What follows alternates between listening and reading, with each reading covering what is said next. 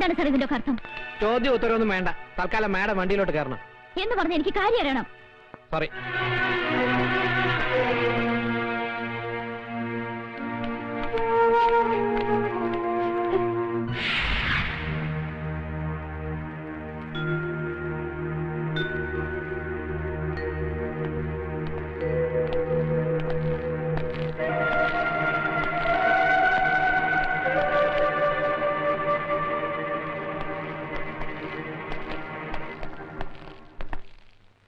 ക്ഷമിക്കണം മിസ് അശ്വതി മേനൻ, ഒരു സാമൂഹ്യ പ്രവർത്തകയും അഭിഭാഷകയുമായ നിങ്ങളോട് ഞാൻ കാണിച്ചത് അനീതിയാണെന്ന് എനിക്കറിയാം.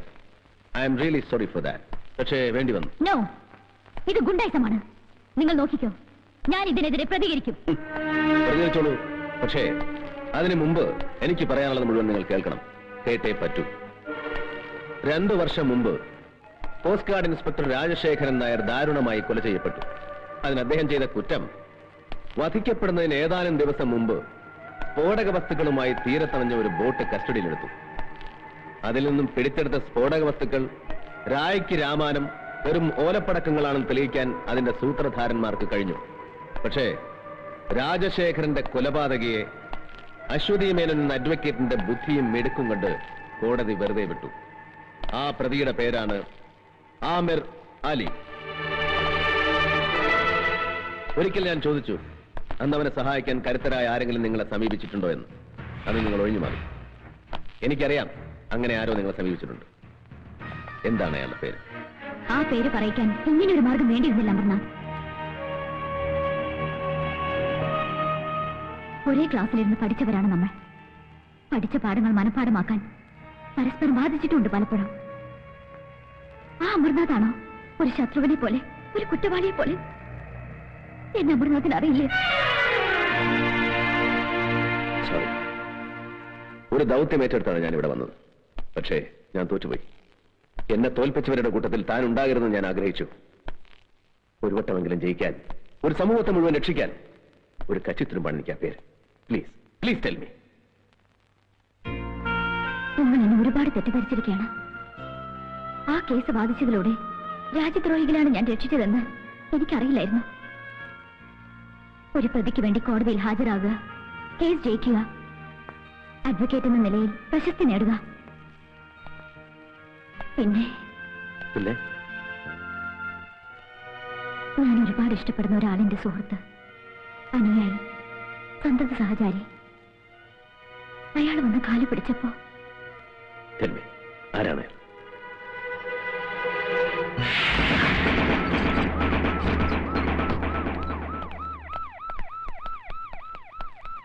എന്താ? എന്ത് വേണം? എനിക്ക് ഈ വീടൊന്ന് പരിശോധിക്കണം. പരിശോധിക്കണം? ഞാൻ ആരാണെന്ന് തനിക്കറിയോ? അറിയാം, മന്ത്രിയാണെന്നറിയാം. അതുകൊണ്ടാണ് സ്പെഷ്യൽ സാങ്ഷൻ വന്നിരിക്കുന്നത്. നോ പറയരുത്. അർത്ഥണ്ട സാർ, പ്ലീസ്.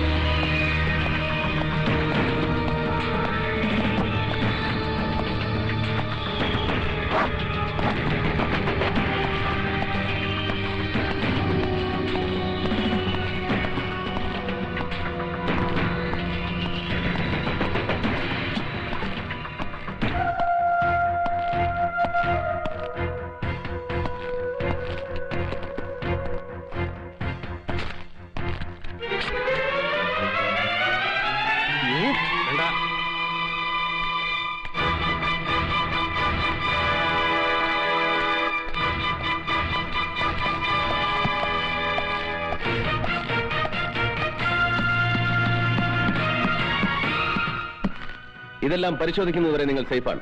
അതിനിടയിൽ അതിബുദ്ധി കാണിക്കാൻ ശ്രമിച്ചാൽ നാളെ ഇത് പത്രത്തിൽ വാർത്തയാകും. Be careful.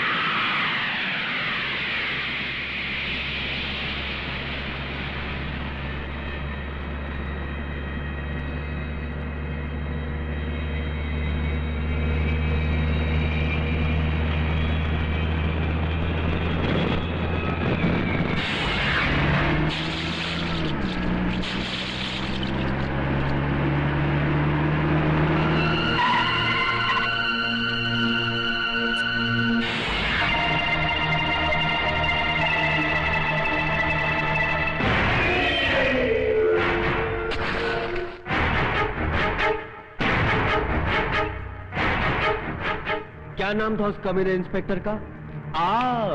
इंस्पेक्टर अमरनाथ। बड़ा कमाल का आदमी है यार। हर हमेशा मेरे को बोलता था ये करेगा वो करेगा। एक मामूली पुलिस इंस्पेक्टर को कुछ नहीं कर सका, अपने आप को इतना बड़ा बादशाह बोलता है। थू! अरे डूब मरो पानी में साला। मिनिस्टर, क्या वादा किया था जॉन ब्रिटो से? क्या वादा किया था तुमने जिंदगी में सिर्फ एक ही बड़ा काम किया, हमारा सिगरेट का फ्लॉपी डिस्क उस इंस्पेक्टर के हाथ भोंक के। ചില്ലാനാ മत. क्यों नहीं चिल्लाऊं? किया अब साला भोंक के फायदा क्या? क्या फायदा? എനിക്കൊരു മുഖ്യമന്ത്രി പദമാണ് ആവശ്യമെങ്കിൽ നിങ്ങളെ ഇങ്ങോട്ട് കെട്ടി എഴുന്നേൽക്കേണ്ട ആവശ്യം എനിക്കില്ല. പൂമനം കടപ്പുറത്ത് തെട്ടൊമ്പെണ്ണത്തിന് കശാപ്പ് ചെയ്തപ്പോ എന്റെ 16 MLA-മാരെ കൂട്ടി ഒരു രാത്രി പ്രതിപക്ഷമായ ഒരു അലയൻസ്. അത്രയും മതിയായിരുന്നു ജയദേവന് മുഖ്യമന്ത്രിയാകാൻ. പക്ഷെ നിങ്ങൾ എന്നെ തടഞ്ഞു. വീണ്ടും വീണ്ടും കലാപം ഉണ്ടാക്കാൻ നിങ്ങൾ എന്നെ നിർബന്ധിച്ചു. ലക്ഷങ്ങളുടെ ആയുധങ്ങൾ, സ്ഫോടക വസ്തുക്കൾ നിങ്ങൾ ഇവിടെ ഇറക്കി. പഞ്ചാബിലും കാശ്മീരിലും എന്തിന് തൊട്ടടുത്ത സംസ്ഥാനങ്ങളിൽ വരെ അതിപ്പോഴും പൊട്ടിക്കൊണ്ടിരിക്കുകയല്ലേ?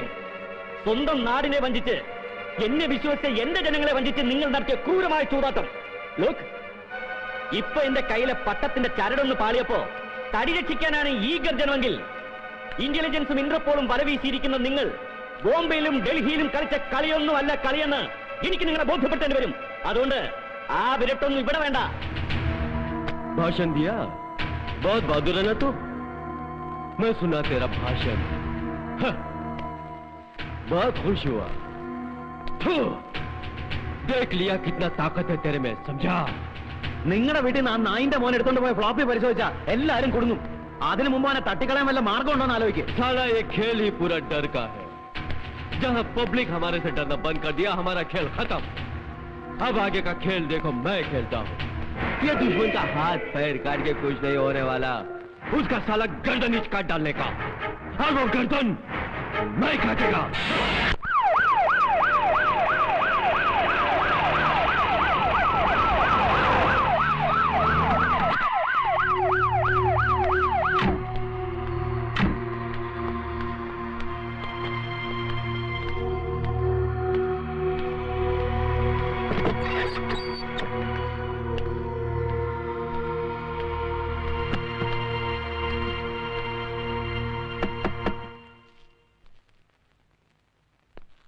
ഒരു കത്ത്. ഇതാ.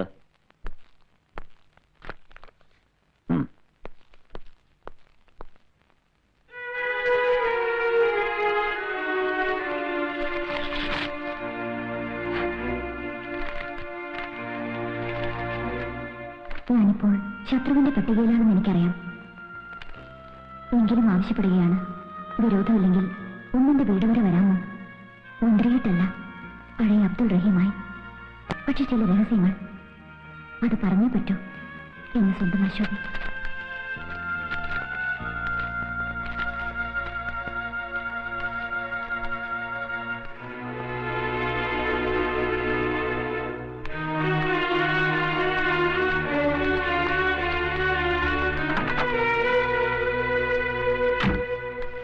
ഒരു ടാക്സി വിളിച്ചിട്ടുണ്ട്. ശരി. ഇല്ല, ഞാൻ അങ്ങനെ ഒരു കത്ത് എഴുതിയിട്ടില്ല. അല്ലെങ്കിൽ തന്നെ ഇങ്ങനൊരു കത്ത് എഴുതാനും ഒരുപാട് തിരക്കുള്ള ഒരാളെ വീട്ടിൽ വിളിച്ചു വരുത്തുവാനും ഞാൻ ആര്? പ്രത്യേകിച്ച് ഒരു ശത്രുവായി ഞാൻ. പ്ലീസ്, അതിലേക്കൊന്നും ഇപ്പൊ കടക്കണ്ട. വിധി നമ്മെ ഒരുപാട് അകറ്റിയിട്ടുണ്ട്. അതിലൊരു പക്ഷേ നമ്മുടെ ആദർശങ്ങൾക്ക് പങ്കുണ്ടാവാം, ഈ സമൂഹത്തിന് പങ്കുണ്ടാവാം. എന്നിട്ടും ചതിക്കാൻ കരുക്കളൊരുക്കി കാത്തിരിക്കുകയാണ് ഇപ്പോഴും ചിലർ. അതിന്റെ സാക്ഷ്യപത്രമാണ് ഈ കത്ത്. ജീവിച്ചിട്ടില്ല ഞാൻ. ജയിച്ചും തോറ്റും പിടിച്ചടക്കി ആദർശത്തെ മുറുകെ പിടിച്ചുകൊണ്ടുള്ളൊരു പടയോട്ടം. തിരിഞ്ഞു നോക്കുമ്പോ ജീവിതം മാത്രം.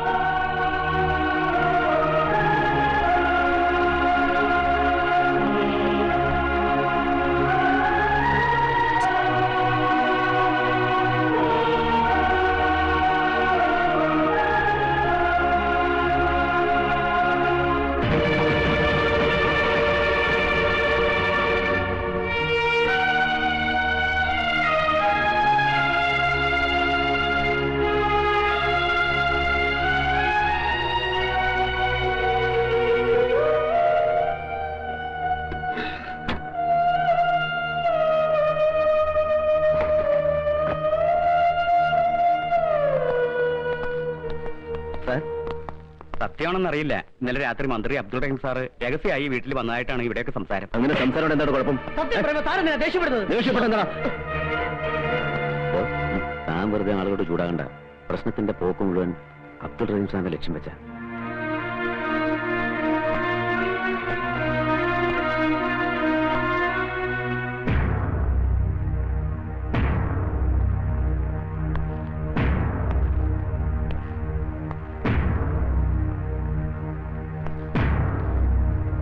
സൂക്ഷിച്ചു നോക്കുമോനെ.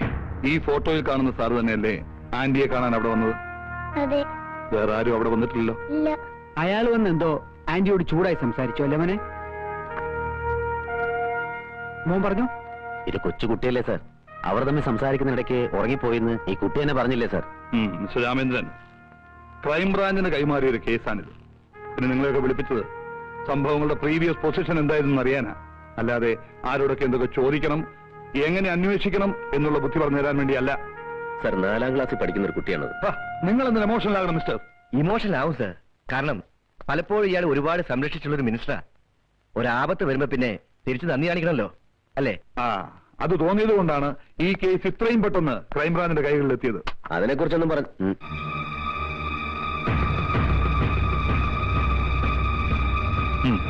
സാർ.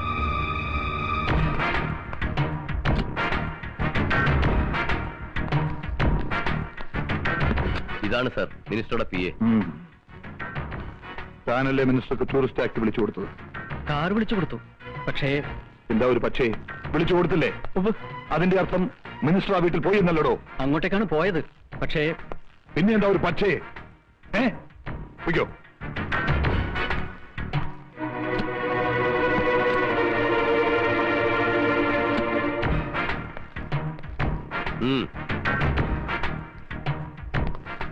തന്റെ വണ്ടിയിലാണ് മന്ത്രി അശ്വതിയുടെ വീട്ടിലേക്ക് പോയത്. അതെ. താനാണ് തിരിച്ചു കൊണ്ടുവന്നതും. അതെ, പോയ പോലെയല്ല മന്ത്രി തിരിച്ചു വന്നത്, അല്ലേ? അദ്ദേഹം ആകെ പരിഭ്രമിച്ചിരുന്നു. വല്ലാത്തൊരു ഭാവമായിരുന്നു മന്ത്രിയുടെ മുഖത്ത്. പൊയ്ക്കോ.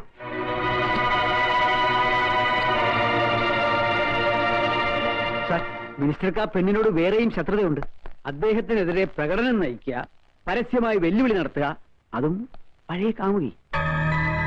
അല്ലായിരുന്നെങ്കിൽ ഒരിക്കലും അസമയത്ത്, അതും മറ്റാരെയും കൂടാതെ അദ്ദേഹം അവിടെ പോകുമായിരുന്നില്ല. അതെ, മിനിസ്റ്റർ ആയതിന്റെ പേരിൽ സംശയിക്കപ്പെടുന്ന ഒരാളെ ചോദ്യം ചെയ്യാതെ വിടുന്നതും ശരിയല്ല.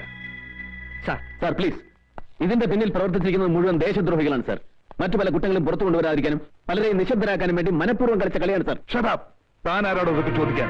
കാക്കി കുപ്പായം അണിയിച്ച് എല്ലാവരെയും രക്ഷിക്കാൻ വേണ്ടി ദൈവം ഭൂമിയിലേക്ക് ഇറക്കി വിട്ട ദൈവപുത്രന? ബാക്കിയുള്ളവരൊക്കെ മണ്ടന്മാരല്ലേ? പാതിരാത്രി നേരത്ത് അംഗരക്ഷകനെയും ഔദ്യോഗിക വാഹനം ഉപേക്ഷിച്ച് മന്ത്രി ആ പെണ്ണിന്റെ വീട്ടിലേക്ക് പോയത് ശൃംഗരിക്കാനല്ലേ? സാർ ഇറങ്ങി പോണം mister. I say you get out മാൻ.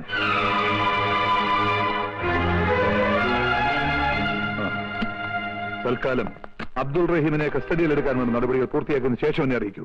കസ്റ്റഡിയിലെടുക്കാൻ പോകുമ്പോ പ്രകോപനം ഉണ്ടായേക്കാം. Then you seek their help. Okay sir.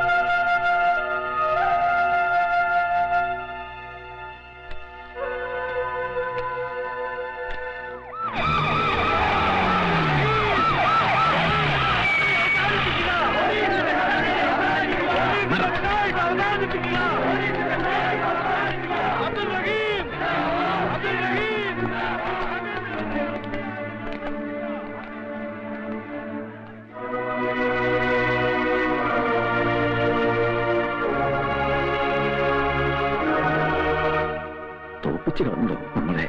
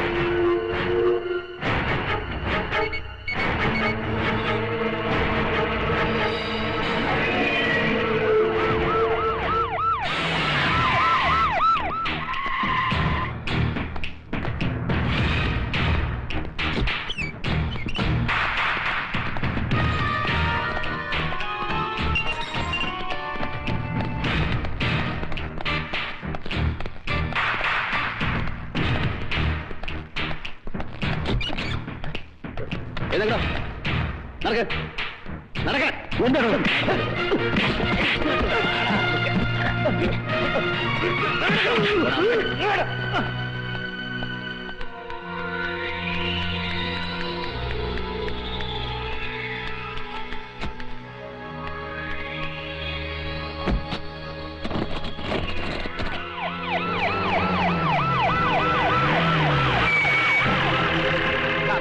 മറ്റേ വണ്ടി ഇങ്ങോട്ട്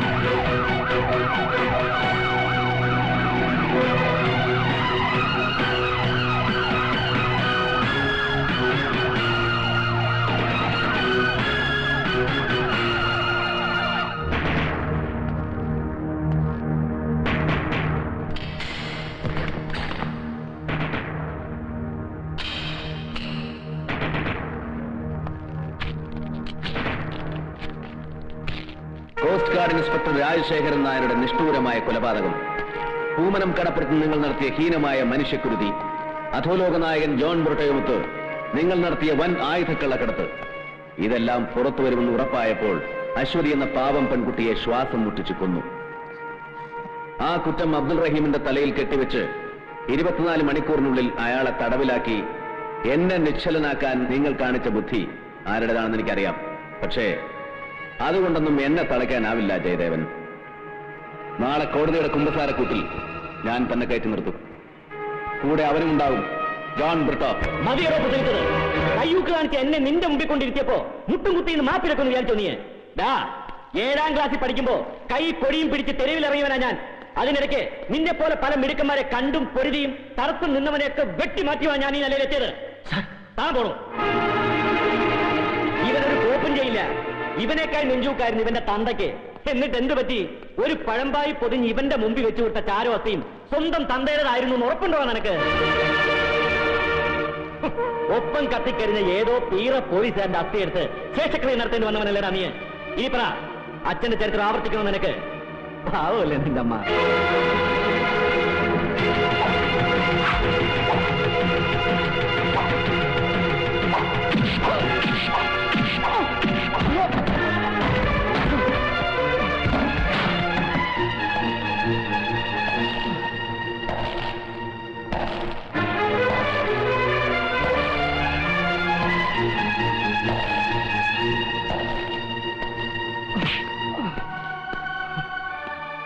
ആ അസ്ഥിയും ചാരവും പുണ്യതീർത്ഥത്തിലൊഴുക്കുമ്പോഴും ആ ആത്മാവിന് ബലിയൂട്ടുമ്പോഴും കണ്ണു നിറച്ച് കാണാതെ പിരിഞ്ഞ അച്ഛനും സത്യം എന്റെ നെഞ്ചിലുണ്ടായിരുന്നു. 1000 വട്ടം ജന്മമെടുത്താലും അച്ഛനെന്ന വാക്കിന്റെ അർത്ഥവും പൊരുളും നിനക്ക് മനസ്സിലാവില്ല. അതറിയണമെങ്കിൽ ഒറ്റ തന്തയ്ക്ക് ജനിക്കണം.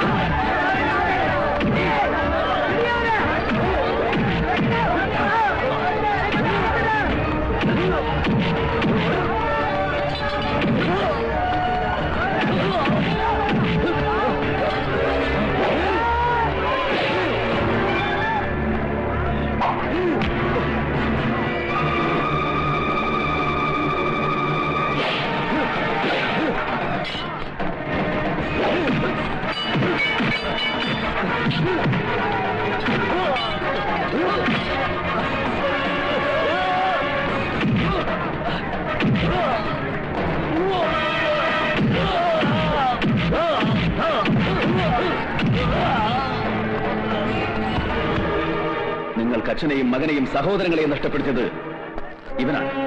മതത്തിന്റെയും ജാതിയുടെയും പേരിൽ ഇവിടെ നടന്ന കൂട്ടക്കൊലകളുടെ മുഴുവൻ പിന്നിൽ പ്രവർത്തിച്ചത് ഇവനാണ്.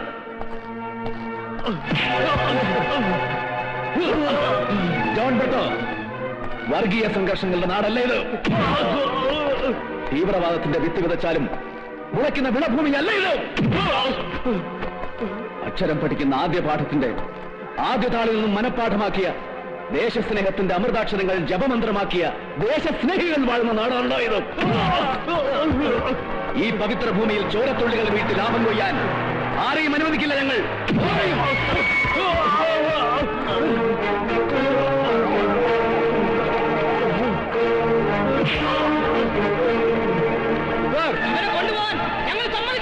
ഇവനെ ഞങ്ങൾക്ക് വേണം. ഇവരെ ഞങ്ങൾക്ക് വിട്ടുതരണം. ഇവരെ ശിക്ഷിക്കേണ്ട കോടതി ഇതാണ്. നിങ്ങൾ നിയമം കയ്യിലെടുക്കരുത്. സമാധാനമായിട്ട് പിരിഞ്ഞു വേണം.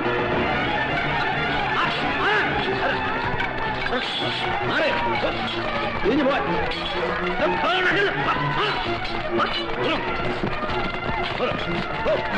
പ്രശ്നമുണ്ടാക്കരുത്.